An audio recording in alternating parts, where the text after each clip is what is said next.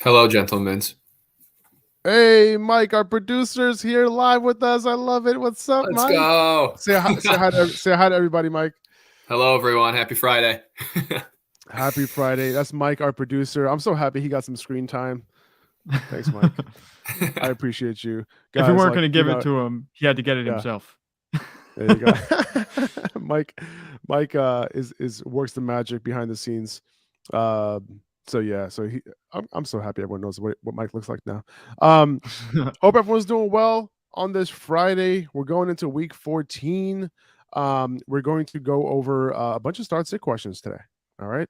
We're answering everyone's questions. Hopefully these questions and these answers will help you and help a lot of people going into the week. A lot of injury stuff to talk about. We're going to get into that right now. And we're also going to get into some underdog stuff. You can see a little preview of the underdog contest that they have going into week 14. The goal line stand, $10 entry for $30,000 in prizes, a battle royale for the main slate, $5 entry, $225,000 in prizes, and the bomb $100 entry for the big ballers out there, and they'll double up action. $5 turns into $10 if you finish in the top 50%. It's called the training camp. $5 entry get you $10 if you just do better than 50% of the field. So yeah, just wanted to kind of shout that out real quick.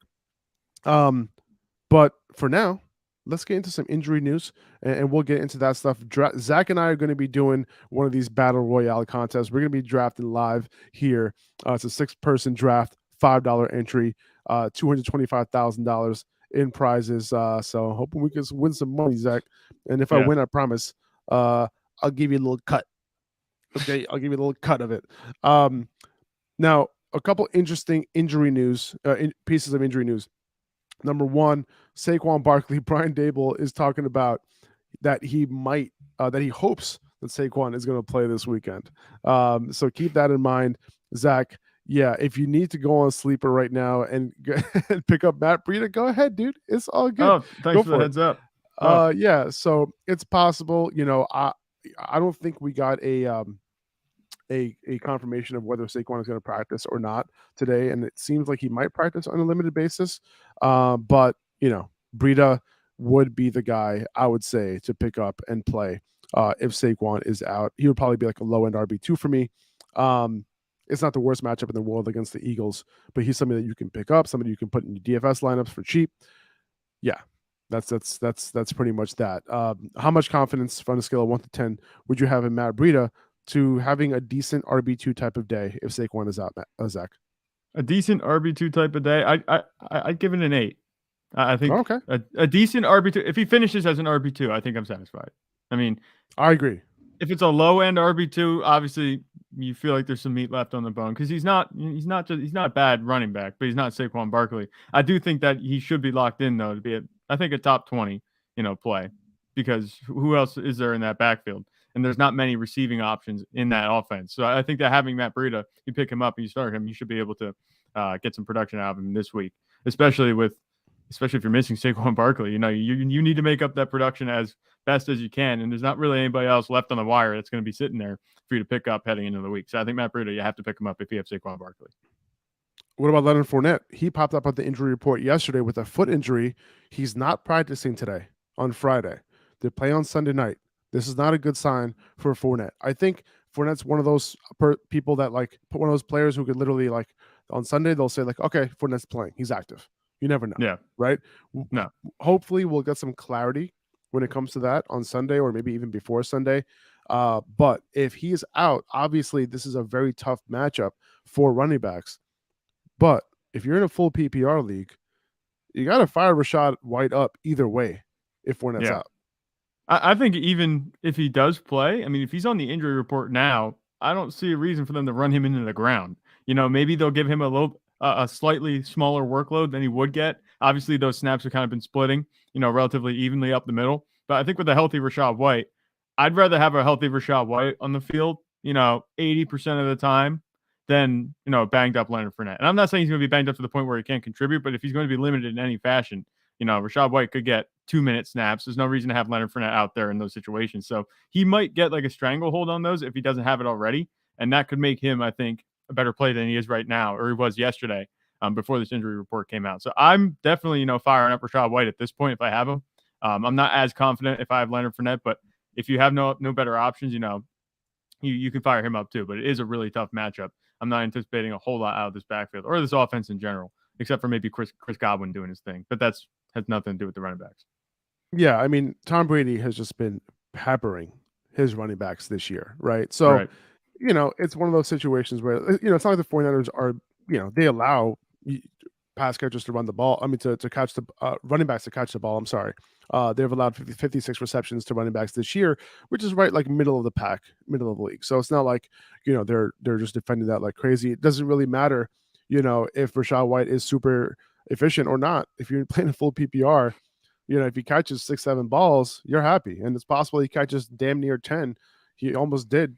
He caught all 9 of his targets 2 weeks ago when Fournette was out. Right. I'm sorry, the week before. There was a week after the bye, right? So, yeah, fire him up. 6 catches for 40 yards will net you 10 points. So that's all you need. 6 catches for 40 yards is 8 yards? A little less than 8 yards? I'm not sure. I'm not a math major, but that's not a very high efficiency number that you have to reach with 6 catches, and that I think it's very well within his range of outcomes for him to get that, like we said, against his 49ers defense. Yeah, I would take 6 for 40 for my running back, to be honest with you. That's pretty solid. Yeah. So let's see. I'm looking at some other injury news. Trevor Lawrence is practicing today, which is great news. Any quick notes on yesterday's game at all? Like, Baker Mayfield, like not what we expected at all. No. Right? Literally. Could you pick him up? Could you stream him maybe in the future? I mean, obviously it was Band of Brothers that he was working with. Like, there's nobody on that offense. No. I mean, he got it done. But no, I think my main note in a 1 quarterback league, no, not in 1 quarterback, but in 2 quarterback super flex. Yeah, maybe we'll see. Yeah. Low end QB2, maybe. I think I think he could sneak in there because he looked actually pretty good for having a day and a half of the playbook down. So I'm not sure. My takeaways. I have 2 takeaways from this game. One, that Baker Mayfield, props to him. It was impressive. He looked good. Obviously leading that comeback. Big deal. I think it was the longest go-ahead touchdown drive in like the last 40 years or something. It was 98 yards going down the field. But was then it really? I think it was. It was a 98-yard drive. And granted, they got bailed out. He threw an interception that was called back by penalty, and they lost a sack. The defense did. That was also called back by penalty. So they got a little help. But it was a 98-yard touchdown drive. So that was impressive. But then my other takeaway was, man, Davante Adams screwed you going into the playoffs this week. 10 points. They didn't throw him the ball. 6 targets. That's inexcusable. Like, I'm not sure what they're doing there on offense. I mean, obviously, Mac Hollins is, he's not anybody to sneeze at receiver, but Derek Carr had 130-some yards passing. Like, what are you doing? I know that Josh Jacobs is also very good, and they ran the offense pretty much exclusively through him. But that entire second half, like, what were they doing? I don't even know. The first half, I mean, he had those 3 catches and those 2 30-plus yarders to open the first half. But then the second half of the game, he just didn't do anything. They didn't get him the ball at all. So that was just inexcusable. I couldn't believe it. I mean, obviously, I'm tilting a little bit because I have him. But, with Davante Adams, definitely other owners, he's been on such a tear this week. You're expecting to have this that really strong contribution heading into the playoffs. You didn't get that this week. So I'm not worried about him in the future, but that was just rough. And we've seen this happen before a couple times this season where they just get away from using it. Derek Carr had a good matchup coming into today. And what does Derek Carr do in good matchups? He shits the bed. A big car crash. That's what it was. I love it. Zach, that's why I keep you around, dude. Yeah, man. So Josh Jacobs, he hurt his pinky. He left for like 1 drive, and he came back. Just keep an eye on that pinky. I'm sure he'll be fine. I don't think he's gonna let a pinky keep him out for any games. I think that's really all the takeaways I had, but I couldn't believe that Baker Mayfield did what he did last night. It's unbelievable. Have we seen that type of game before? Like, think about it. Do you remember that game script happening like 4 days ago? No. Remember the Buccaneers game? It finished. It was 16-3 was the lead. There were 3 minutes left. They were on the goal line. They scored a touchdown. The other team does nothing with the ball. They get the ball right back and go down and score a touchdown to get the go-ahead touchdown. 2 times in 5 days. I thought that was not even 5 days, 4 days. That's true. Baker Mayfield did scored 2 touch. I mean, he did lead 2 touchdown drives in the last like 4 minutes or whatever it It was was. 3 minutes, I think is what it was, because that's exactly what Tom Brady did. We were like, where have we seen this before? Right. You know Well, what I mean? Tom Brady and Baker Mayfield, they're one guy. They're the same guy. So Yeah, one and the you know, same. so that makes sense. Travis Homer, he practiced in full yesterday on Thursday, which is a great sign that he's going to be available. Keep an eye on Kenneth Walker's status today. If he doesn't practice, Homer would be the guy. If DJ Dallas isn't practice either and he's out, I'm pretty confident in starting Travis Homer this week as a solid RB2 with upside. Going up against the Panthers, I think it's a good matchup. I think Homer can get it done. Yeah, there's no reason to think they can't get done. The Seahawks offense is good, and that's pretty much like enough said. I'm not sure what exactly to expect in terms of his workload. I'm not sure if they're going to lean more on Geno Smith. You have to imagine they will, because they're pretty thin at running back, and they don't want to run this guy into the ground, risk an injury again, because he is coming off. Yeah, he was a little banged up before this game, and pretty much anyone in the Seahawks backfield is, besides Wayne Gallman, because he just came off the practice squad. But I would temper expectations a little bit, but he should be able to contribute. I wouldn't be surprised if he gets a touchdown, just because this offense is as good as it is. Jalen Waddle was upgraded to full, so he's good to go. That leg injury shouldn't be concerning. Both Nico Collins and Brandon Cooks are not expected to play against Dallas, so this seems like it's going to be a terrible situation for that offense, and the Cowboys are just going to run all over these guys. Mike Williams as well, he was upgraded to full, so he should be good to go, and that's really about it. I wouldn't be, I don't think there's too many other concerns, but we'll monitor today's practice reports, and if anything comes out during the show, if everyone in the chat can keep an eye on that, that'll be awesome. I'll also keep an eye on that as well, and maybe Mike can also take a look too. So let's get into yeah, go ahead. Go for it. One more thing. A couple receivers, DK Metcalf and Amari Cooper, both showed up. They got designations like the middle of the day yesterday is what it was. I don't think it's major, but Amari Cooper, it's a hip injury. I think, is it DK Metcalf also with a hip injury? Yeah, both of them have hip injuries right now. They went on the practice report and they showed up with hip injuries. I'm not worried about that yet, but definitely monitor them, because those are two pretty big name players. I wasn't happy seeing them light up. Like, I hate when my lineup lights up like a dashboard on a project car. It's just terrible. So I saw that. I'm not worried about it yet. I don't know if anybody else panicking. There's no need to panic yet. But if this continues to be a problem, heading into tomorrow or whatever we hear today, just keep an eye on that moving into this weekend's games. Yeah, I'm checking. I'm trying to check Amari Cooper's practice status right now. We'll keep an eye on that. But in the meantime, oh, here we go. Let's take a look. Practice Friday. It says doesn't practice Friday, but he's expected to play Sunday. That's a little okay. That changes it a little bit. Is it DPJ week? I mean, I know it's Deshaun Watson, but it could be. Or David Njoku. David Njoku, he could get a boost. I know he wasn't playing last week, but we have him high in the rankings. Both guys would get boosts. Yeah. Listen, I know they're saying that they if Amari Cooper isn't practicing on Friday, I would, take the fact that they're saying that he's going to play with a grain of salt. I would definitely prepare for Amari Cooper not to play this week. If he's not practicing today, he can play, and if he does play, sure, throw him in your lineup. But I wouldn't assume that he's going to play just because this report says he's going to play. Yeah, I wouldn't either. And, we were talking about Amari Cooper maybe not being as solid of a play now with Deshaun Watson, obviously finding his feet at quarterback. But this is also just another layer to peel back on this onion, that it looks like we're going to be getting from Amari Cooper the rest of the way. Hopefully he plays. But I with this kind of coming out now, do we move him in? Is he a low-end wide receiver too now at this point? He already was. Already? Is he a flex play now? We had him around wide receiver 19, 20-ish. Right. So I think he's more like wide receiver 23, 24. Right. So borderline wide receiver too. We're also going to have to move Juju down a little bit just in case Kawan Williams is back for Denver. He's their standout nickel corner. If Kawan Williams is back this week, then I don't like Juju, because we know that Denver, since Kawan Williams has been out, they've been pretty vulnerable out of the slot, because they've been, playing, I forgot who it was that they're playing in the nickel, who's not that good, and they've been letting up a lot of fantasy points out of the slot. So Juju, you got to downgrade to him if Kawan Williams plays. If Kawan Williams is not back this week, then I'm perfectly fine playing Juju as a solid wide receiver 2 this week. Right. So just keep that in mind because he was right around that tier with Amari Cooper. I think he was right in under. the I rankings. think it was. Yeah. Was it 19 and 20 back to back? Yeah. I know he was Yeah, on that second slide. So I would play Juju over Amari if Kawhi Williams is out this week.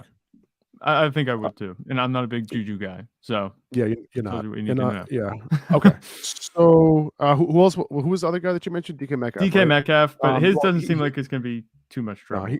Well, and also he's on the West Coast too. So yeah, we're not going to. I don't think it's going to be too bad. I'm not worried about DK. Okay. We'll continue to monitor stuff as we go. But let's get into some questions. Let's do it. Okay. I'm scrolling up to the top of the chat here. We got to pick 2 guys. Leron Bitten is asking Latavius Murray. You got to pick 2 here. Latavius Murray, Leonard Fournette, Rachaad White, or Slayton. Leonard Fournette's situation, I don't think I would be playing him this week, given the fact that he's hurt. So I'll probably play Rachaad White over him regardless. I think my pick here is Rachaad White regardless of whether Leonard Fournette plays or not. If Fournette plays, I think I'm going to play Rachaad White, obviously, but I think I'm going Rachaad no matter what. Oh, we got to pick 2. I'm sorry. Yeah. We got to pick 2. So Rachaad and who? I would go Rachaad and Darius Slayton. Darius Slayton has quietly been getting it done. He's had a really nice floor and a little bit of upside. That's something that you're not going to have with Latavius Murray. And then obviously if you're starting Rachaad White, there's no reason to be starting Leonard Fournette. So I would stick with Slayton and Rachaad White. I think I agree with you. Perfect. I think I agree. All right, let's see. Let's find the next question here. Daniel Weston's asking, Breida or Homer if both Saquon and Walker don't play? This was easy for me. Okay. All right. Let's hear. Maybe you can sway me. I'm going Travis Homer. I'm just going with the better offense. I think the Seahawks are going to be able to move the ball. I'm a fan of Travis Homer. I think he's a better running back than Matt Breida. He's been efficient this year when he's gotten opportunities. Preseason, he's looked good. So I'm going Travis Homer personally. Yeah, I view these two in a very similar light in terms of what I'm expecting for them in terms of their workload. I mean, I know Breida, like we said, I guess Homer is on a better offense, but I'm not sure how much workload he's going to get. Breida, I think he's going to be in that same department because Daniel Jones, he can run too. And who knows what they're going to, deploy in this matchup. So I don't want to say Breida, but I'll go with you on Homer. The offense is better. The offense is better for Seattle. I don't think the touchdown upside is there for Breida as much as it is with Travis Homer, like you said. It just takes one trip to the red zone, the goal line, and there you go. You got Homer. Boom. He should get a touchdown. Boom. Love it. Tejas is saying that he clinched a playoff spot last week. Isn't that nice, Tejas? Must be nice. Must be so nice to have clinched a play. I'm just kidding. Congratulations. I'm just messing that was because of us. It's because you watched the podcast. So the rest of you, just if you're not watching the podcast already, just listen, jump on. That's how you win playoff spots. Listen, man, this is our podcast, and both of us are still fighting for our playoffs lives in our league. Hey. It's funny. In our league, I was just looking at it. I was just texting with a couple of buddies. In our league that we have together, the only league that matters, I realized that I'm at the 4th spot right now. I'm at the in our rankings, and like I think the top 6 out of the 12 make it, and I can either go all the way up to the 2 spot with like depending on what happens this week, or I can be out of the playoffs. Yeah. Well, this is the thing. When not only half the league, so we have 10 teams at 6 or 7 and better. When that happens, you could fall based on points scored down to that 10 spot pretty easily. You know what I'm saying? Like, and it's the same thing with me. And I'm screwed this week because my team is not looking good. I'm a waiver wire warrior this week, and that's what I have. You also have Amari. You have Amari potentially out too, right? Yeah. No. Oh crap! You're right. Oh man, you might want to pick up Breida, dude. I just did. Believe it or not, I did like 15 minutes ago because he told me to. So I'm like, I'm taking it. My super flex, I think it's going to be Breida. I don't know, but this is the thing.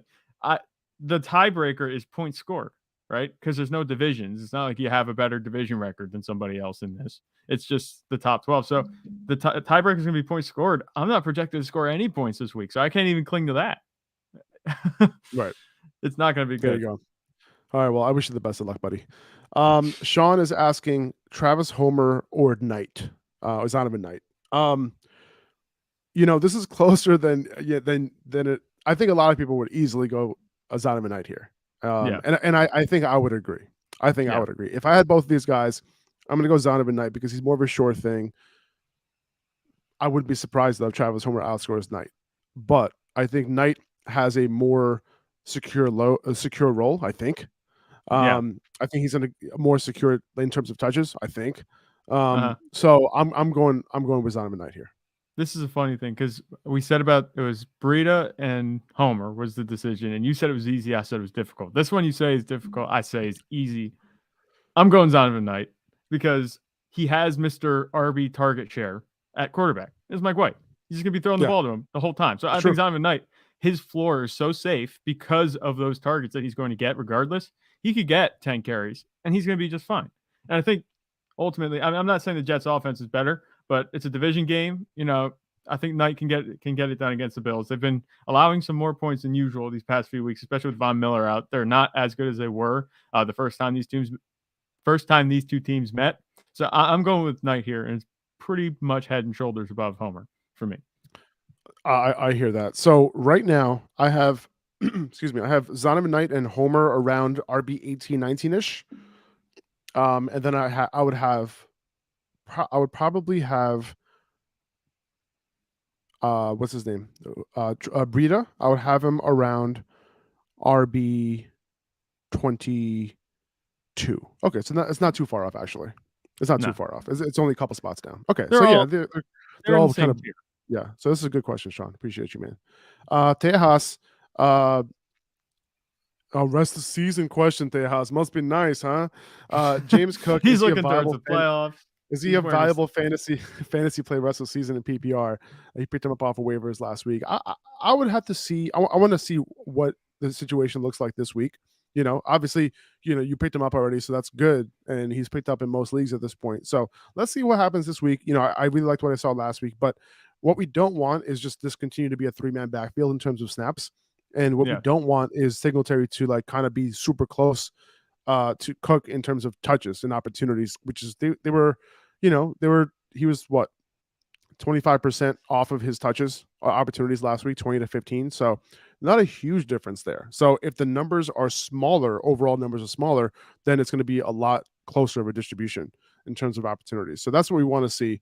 If you're hoping that James Cook is going to be viable the rest of the season. As of this week, I have him as a borderline low end RB2, but that's because 6 teams are on bye. Yeah, but with James Cook, I think it's a good pickup. First of all, good pickup if you got him on the waiver wire. It's fine.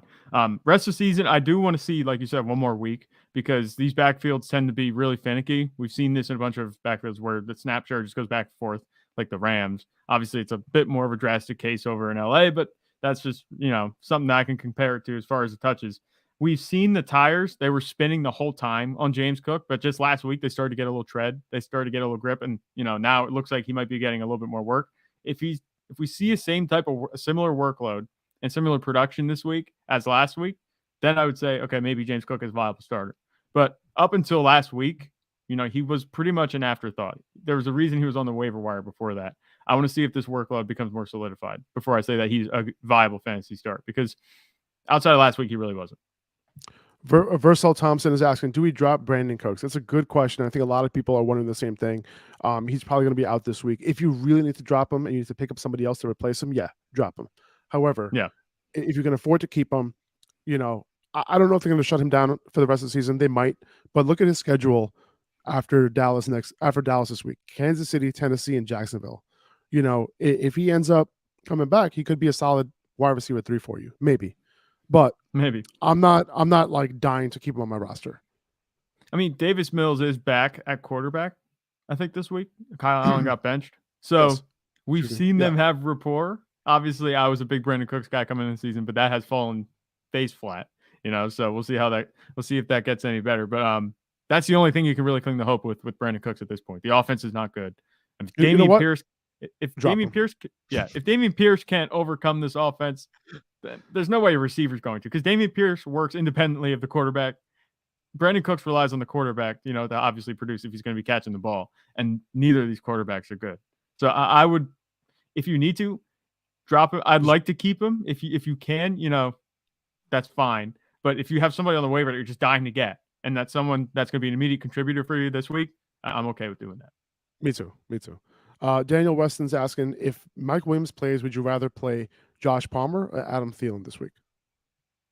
That's Who are tough. you going with, Zach?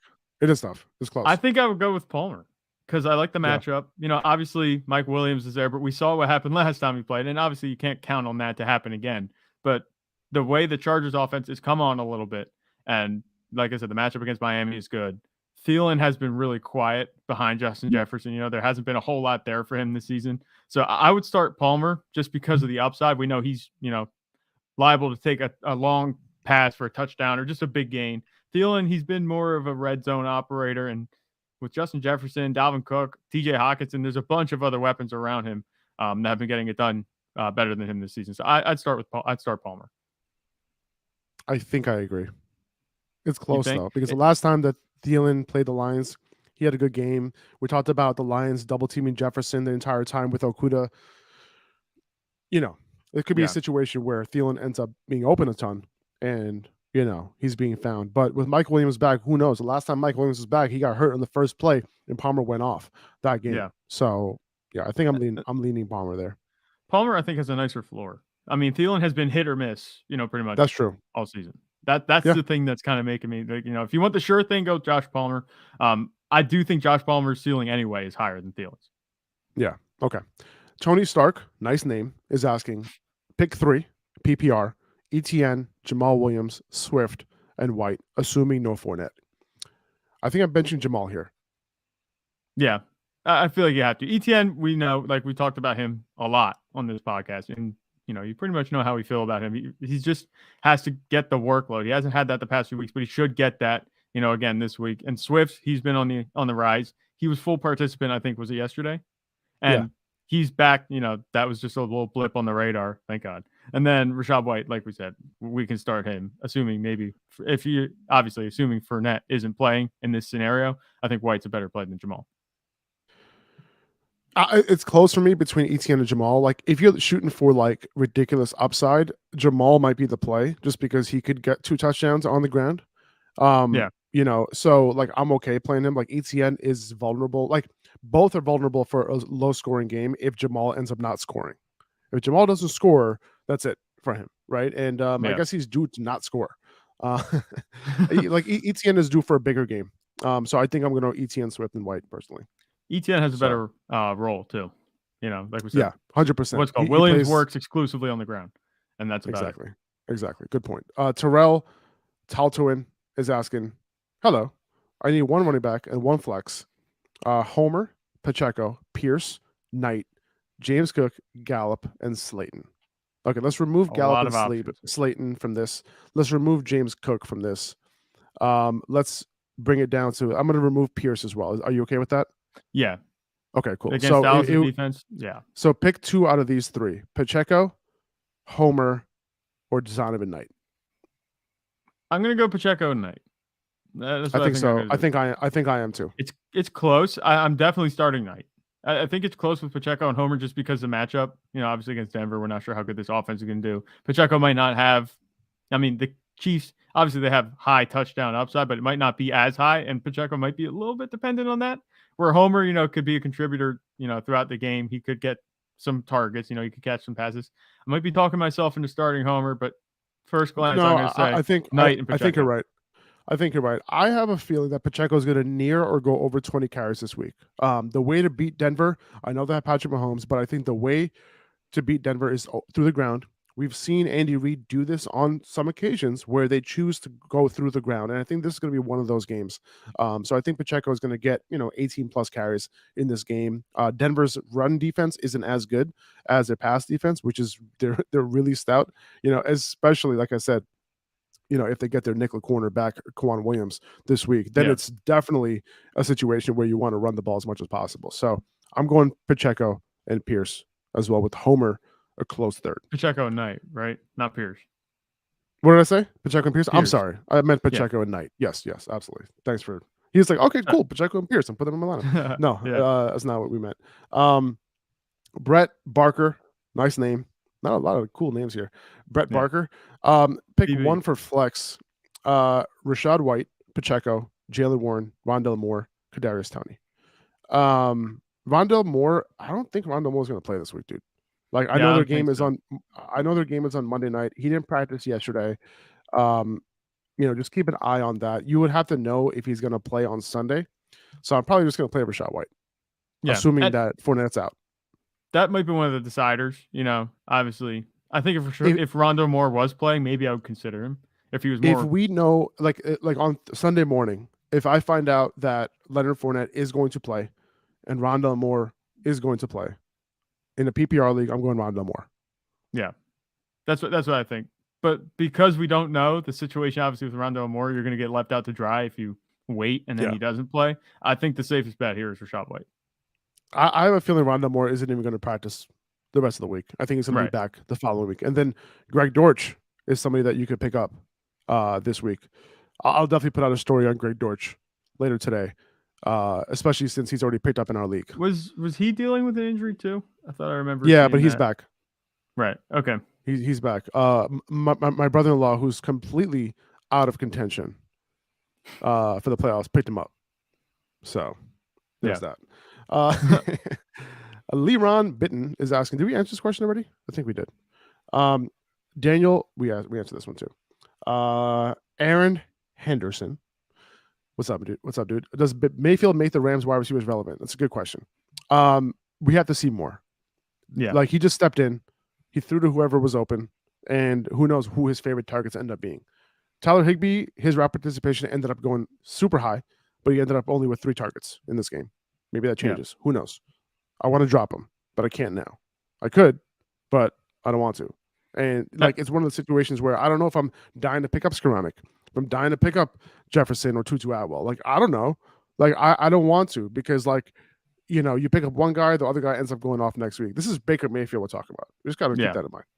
This was Baker Mayfield who couldn't support a 2-headed wide receiver core with Odell Beckham and Jarvis Landry.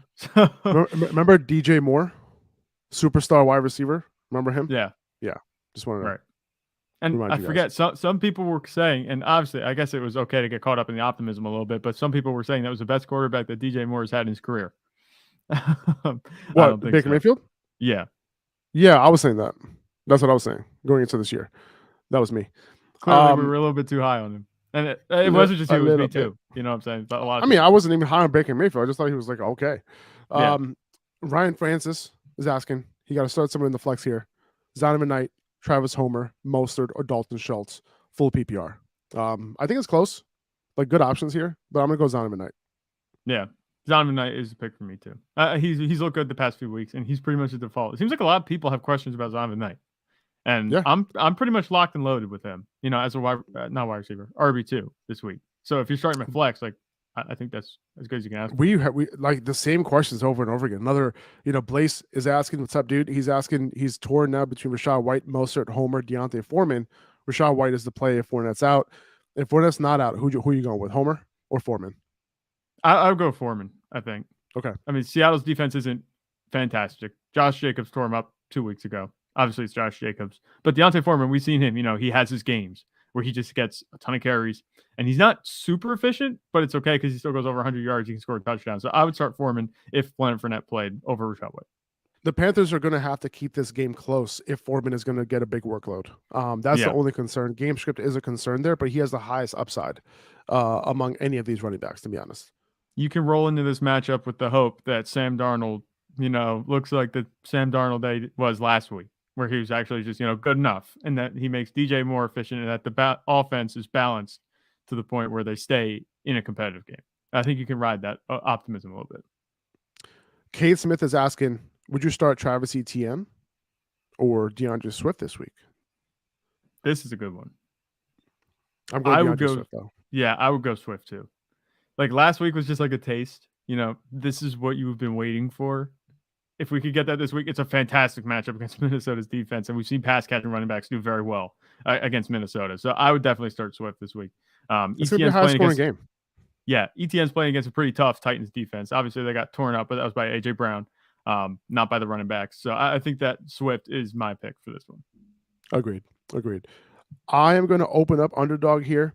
We are doing a battle royale right now, and I'm going to enter the contest. So, by the way, if you do sign up for Underdog, make sure you use the code Upper Hand because you're going to end up doubling your first deposit up to $100. Code Upper Hand. Okay. Every single week, you can draft a team for that specific slate. So, in this specific in this week, Battle Royale, Week 14, $5 entry, $225,000 in prizes. They have other ones as well. They have $10 entries. With less people participating for $30,000 in prizes. They have a $100 entry with even less participants for $25,000 in prizes. So depending on what you want to do, we're going to go with the Battle Royale Week 14, $5 entry, $225,000 in prizes. There's only six people per draft, 6 rounds. You ready, Zach? Yeah, let's do it. Let's do it. So we're going to wait until this fills up. Once it fills up, we're going to be able to start drafting.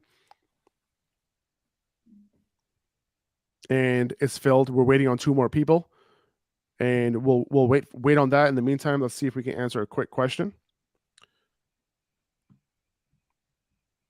Let's see. I have one here that looks pretty interesting. Okay, go for it. So, Seawalk, if that's how I'm pronouncing that correctly, is asking for flex pick 1. It looks like Gabe Davis, Rashad White, Jacoby Myers, or Travis Homer.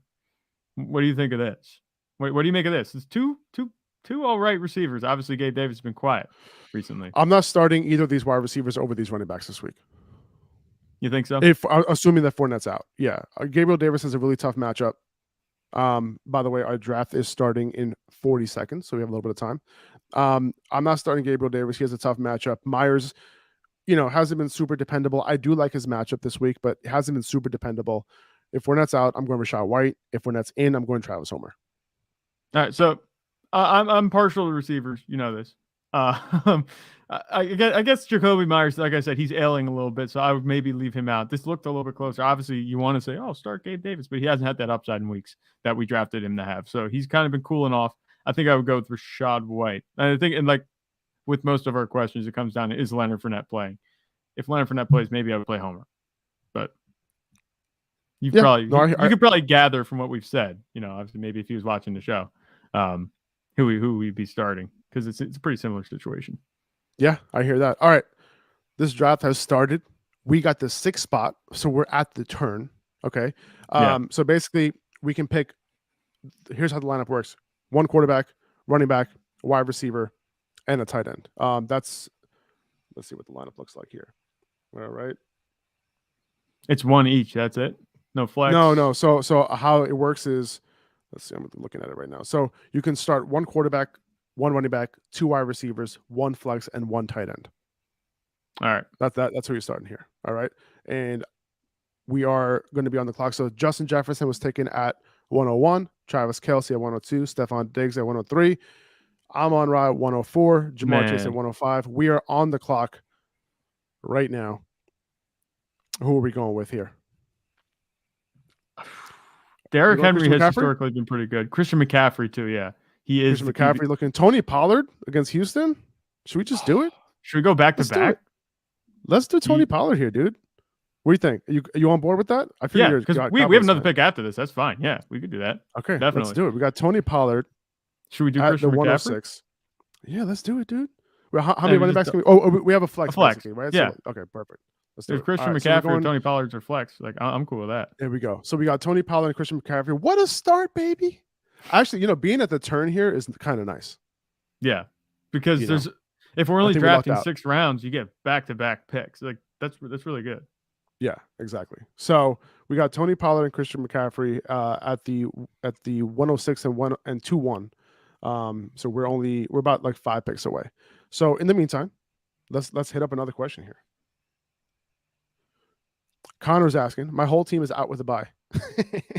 Would you go Shark or Njoku at flex in a standard league? This is a good question here. Yeah. Okay. If Amari Cooper's out, you going Njoku?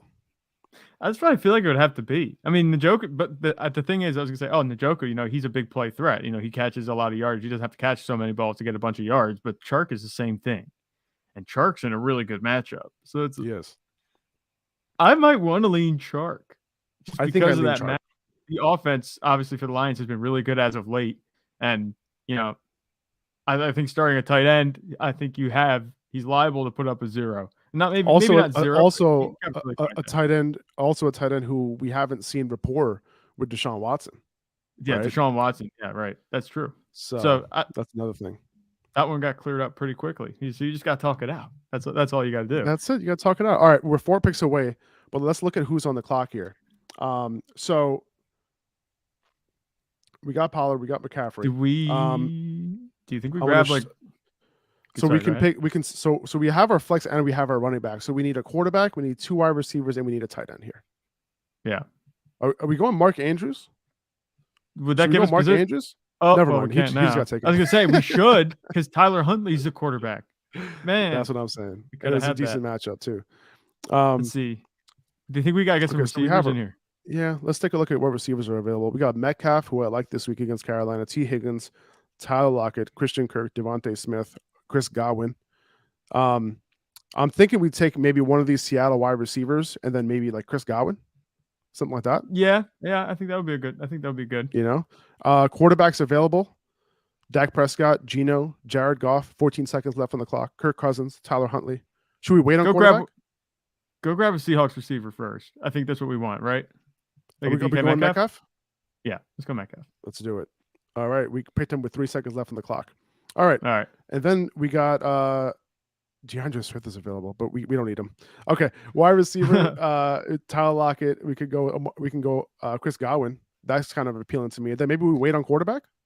Yeah, we could. What about Christian Kirk? I know he's there. I'm not sure. What do you I don't think like of his him? matchup this week. All right, that's fair. Remember, I got Chris Godwin at wide receiver. Go Chris Godwin. He gets Let's do it. 12. He gets 12. He gets 12 targets at clockwork anymore. Good matchup against the 49ers defense, who lets up a lot of points out of the slot. So we're going with. So I like this so far, man. Pollard, McCaffrey, Metcalf, and Godwin. You know, I think all these guys could have a big week. So now we got to cover. We got to cover tight end and quarterback with these next 2 picks, right? You know, also like why I like going a little bit, out of order is because you want to differentiate yourself a little bit. You know, this is a tournament with a lot of people in it, so we're trying to just like, go crazy and try to hit it out of the park. So we need a tight end. Okay. Oh, maybe we should have went Dalton Schultz instead of. I don't know, because what happens in these games is, Dallas. If Dallas would go game up, script, the game script screws them. And Dallas, you forget, they have 4 tight ends that they use. They have Schultz. Well, they have Hendershot. They have last Ferguson. week though. Yeah, Dalton Schultz's route participation went through the roof, 90%. So we might see that the rest of the way, which I'm very excited to see. If you had to pick one of these tight ends here, we're three picks away. Frymuth is available. Kittle, well, not anymore. Kittle's available. Dulcich, Njoku, Knox. I'm kind of leaning Njoku here. that's what I'm gonna say. Njoku, I would go with that too. Like I was originally gonna say Dulcich, but then I thought if Njoku's still there and Amari Cooper might not play, this could be interesting. We haven't seen Njoku and Deshaun Watson play yet together. So who knows? Maybe there's something there. Hey man, right? Shoot for the ceiling, right? Yeah, maybe there's something there. All right. So Njoku just got taken right before us. Oh my goodness. Oh my goodness. Okay. Quarterbacks available. Should we go with the stack with Geno Smith? That could increase our upside. Yeah, I think so. I think that's a good matchup. Yeah. The available quarterbacks: Dak, Geno, Goff, Cousins, Huntley. Yeah, we're going Geno here. Okay, and then we got to pick a tight end, dude. It's basically between Kittle and Dulcich. I think Dulcich has more upside. I think Dulcich. Yeah, I think that's the way to go because for some reason Russell Wilson's targeting the crap out of him, and obviously he's athletic. He's a good tight end probably, but he was doing that with Cortland Sutton on the field and Jerry Jeudy. It makes no sense, but we'll see how this goes. I think Dulcich is a pick. That was exciting. So we got Geno Smith at quarterback, running backs. Let's do it. Tony Pollard and Christian McCaffrey at running back, Metcalf and Godwin at wide receiver, and then Greg Dulcich at tight end. We waited on tight end. I like it. And that's it. That was the whole draft. That's all. It's that easy, guys. That's how easy it is. Yep. All right. Go ahead and join one of these contests. This one was only a $5 entry, so not bad at all. Okay. Yeah, to win your share, to win a cut of $225,000. Yes, please. Yeah, $225,000 in prizes in this one. First place gets 25 G's. If you're anywhere between, 100th place and 200th place, you still win $100. So, Yeah. there's a lot of prizes available for you. Okay. So yeah, try it out, guys. Also, I'm going to be putting out my Underdog pick'ems as well over on my Instagram. I'll give you a little bit of preview of what I do like this week. I like Mark Andrews to have a good game. 56.5 receiving yards. This is total. He could see a little bit of a boost with Tyler Huntley like we saw last year. Right. I like who else do I like in this game? Christian Kirk under 69.5 receiving yards. I think, he's been up and down. I think this is going to be one of his more down games this week. Jalen Hurts, I like the under on his pass attempts. 29.5 pass attempts is one of the reasons why I like Miles Sanders over his 14.5 rushing attempts. There's a bunch of them, guys, this week. Jerry Jeudy, I like his over 50.5. I love Garrett Wilson's over this week. Garrett Wilson's over. What is that sitting at? 62.5. Come on. What are we doing here? Okay. With Mike White? Come on. Mike White. And then Chris Godwin, too. His line is sitting at 58.5. We just mentioned him. So go over to Underdog, download the app, go to underdogfantasy.com. You can click the link in our description here as well, and use the code Upper Hand to double your first deposit up to $100. All right. Yeah. That's it. That's all we got to talk about Underdog for. Okay. Let's go ahead and start answering some more questions. Got this one from Connor here. PPR, flex play, Devontae Smith, Bam Knight, Rashad White, pick one. If Fournette's out here, I'm going White. If Fournette's in, I'm going Bam Knight over Devontae Smith personally. It's closer for me between Zonovan Knight and Devontae Smith than it is Rashad White. I like Rashad White, but it's the choice for me is between Devontae Smith and Bam Knight. I'd still go Zonovan Knight, I think, because AJ Brown is just that guy. So we'll see how it goes. Who are you starting between DJ Shark and Travis Homer this week? Assuming that we have both DJ Dallas out and Kenneth Walker out. I think Homer. And it's not really close for me because if you can have that type of locked-in workload, it might not be 25 carries, but I think it's at least 17 or 18 opportunities. If you can get that at your flex spot, you're sitting pretty. I like that. I like Homer there, even though DJ Chark has a really good matchup. Would you start DJ Shark or Greg Dortch? Aaron is asking. And if you're in a PPR league and Rondell Moore, that Rondell Moore is out. Like, you going Dortch here? Maybe. So tough. Yeah, I think so. I think I would go Dortch just because DeAndre Swift, is back. And the Lions looks like they're going to have their full complement of weapons for like the first time. I mean, obviously last week they had it too, but they're going to have a little continuity week to week with their full complement of weapons. So there's a lot of weapons there on the Lions offense, including Jameson Williams. Let's see if he gets some more offensive snaps too. Oh, that's so exciting. Obviously the expectations aren't very high for him, but imagine if he, goes on a run at the end of the season. What do you think that would do for his draft stock next season? Like, that could be big. 100%. Everyone who drafted him in these dynasty rookie drafts are hoping for a lot too. Yeah. Cade Smith's asking triple flex. Which three should I start? Pacheco, Pierce, Keenan Allen, Garrett Wilson, Hollywood Brown, and Travis Etienne. Wow. I think I'm going to eliminate Pierce. Yeah. I'm going to eliminate Pacheco. Yep, get him out. And I'm gonna leave it between Keenan Allen, Garrett Wilson, Hollywood, and Etienne. I think I'm gonna start Keenan Allen and Garrett for sure. Yeah. Would you agree? Like those are the top two here? Yeah. Definitely. Who would your third one be between Hollywood and Etienne? I'm going with the three receivers. That's what I'm going with. I love the receivers, especially Hollywood Brown. He has a really good rapport. He got a lot of targets last week. The production didn't match it. I think that could catch up to him this week. Garrett Wilson, obviously, I think he's a really good start with Mike White at quarterback. And then Keenan Allen, is obviously getting it done with Justin Herbert. It's nothing against Etienne. I just like the upside of these other guys. There are much better offenses, I think, than Etienne is. And Etienne's been on a bit of a cold spell. He hasn't had the usage that we've liked to see. Not so many targets. If he gets back to that, I would maybe consider him, but I like the receivers in this one. Robert Alcala is asking flex one, Demarcus Robinson, Juju, or Hunt. I think regardless, right, of whether Kawan Williams plays or not, I think I'm going to go Juju. Yeah, it has to be. Kareem Hunt has been a non-factor after, last season it looked like, he was actually going to be a good part of this offense. So far, hasn't been the case. And then Demarcus Robinson, he was a one-hit wonder. He doesn't have the weak reliability and potential upside that Juju has. Seawalk is asking, flex 1, Singletary, Gallup, or Dulcich. And he's already playing Jerry Judy. Who are you going with here? I don't like starting tight ends in my flex. So that kind of leaves Dulcich out. I think if you're shooting for upside, I'd go with Gallup. If you want a floor, I'd go Singletary. Dulcich, like I said, I'm tempted to say him, but starting a tight end, it's just he could have just like a 2-catch game, and I don't like that potential in my flex spot. Gallup could get just not just as many targets, but a lot more targets than Dulcich this week, and Singletary is going to have some rushing opportunities. So I would start Gallup for the upside, Singletary for the floor. What do you think? I think I agree with you. And I also don't want to play 2 Broncos. You know what I'm saying? Yeah, like, I don't want to no, that's right. It's already a bad offense. It's like playing 2 Rams or something like that at this point. Aaron, another question from Aaron. Everett or Dulcich? I think I got to go Everett. Yeah, I like the offense more, but the only thing about Everett is that he's competing with now a lot of pass catchers between Keenan Allen, Mike Williams, Josh Palmer, Austin Eckler. You have to wonder if there are going to be enough targets to go around. But then Everett Dulcich is competing with Russell Wilson.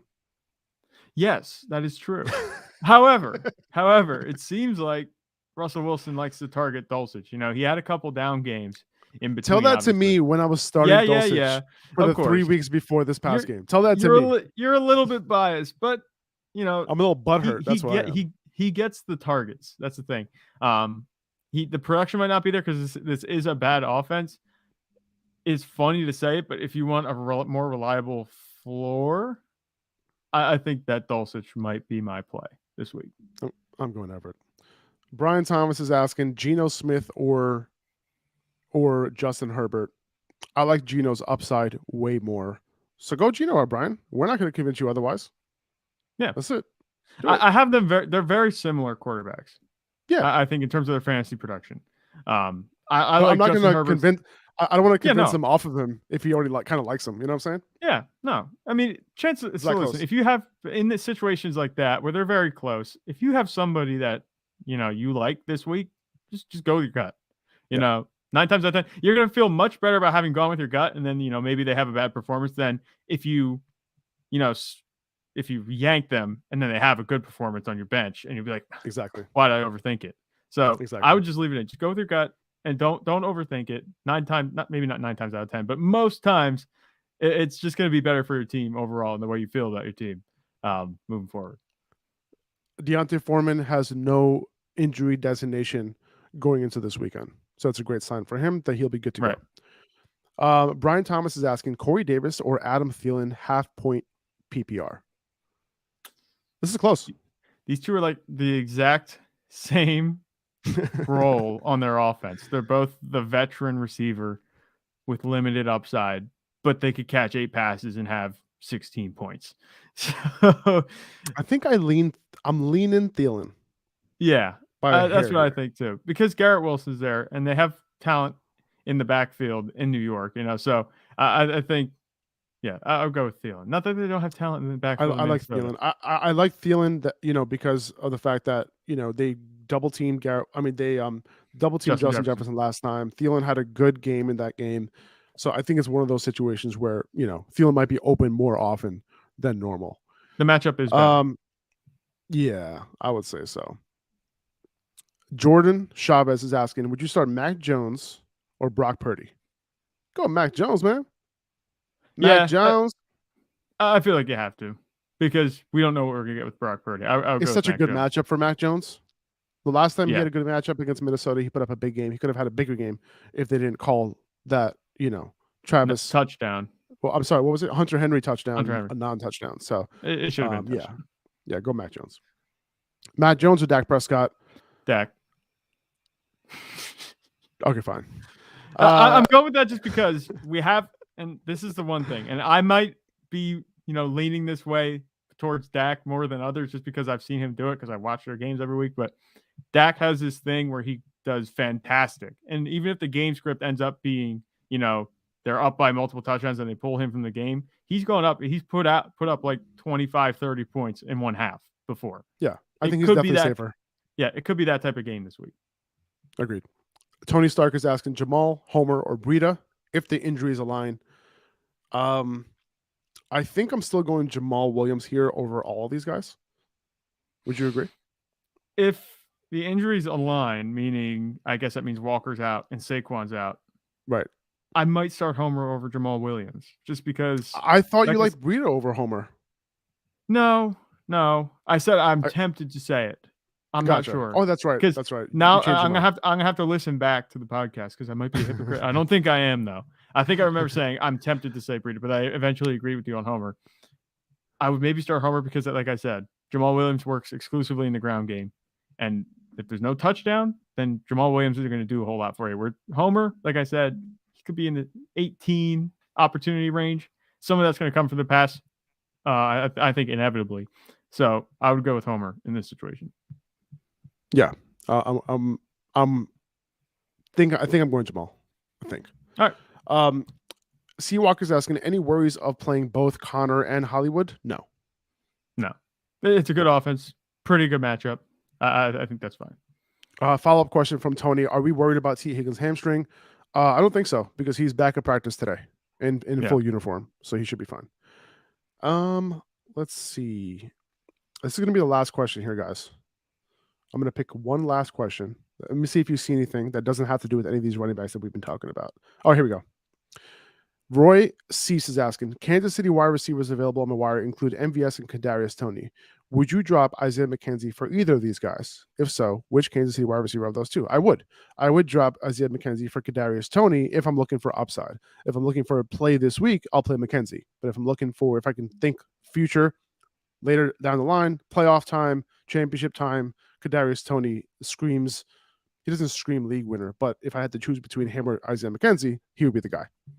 Yeah, that's what I was going to say. As far as, this week I'm okay with playing McKenzie, but if I'm talking long term, like you said, I don't need to repeat you. I disagree with Faraz. All right, guys, we're going to call it here. We appreciate you guys. I hope this helped. I'll be back on Sunday doing a bunch of questions. I don't know where I'm going to do it from. I'm going to be in New York City watching the games, I think. So I'll do it from somewhere, maybe like a sports bar or something like that. So, but I will be going live Sunday morning to answer some last minute start sit questions. But I appreciate you guys. If you could subscribe to the podcast on Apple Podcasts, Spotify, that would mean the world to us. Would really appreciate if you could do that. And yeah, we'll talk to you guys. Make sure you sign up for Underdog. Use code Upper Hand when you sign up so you get the bonus. Take it easy, guys. Later.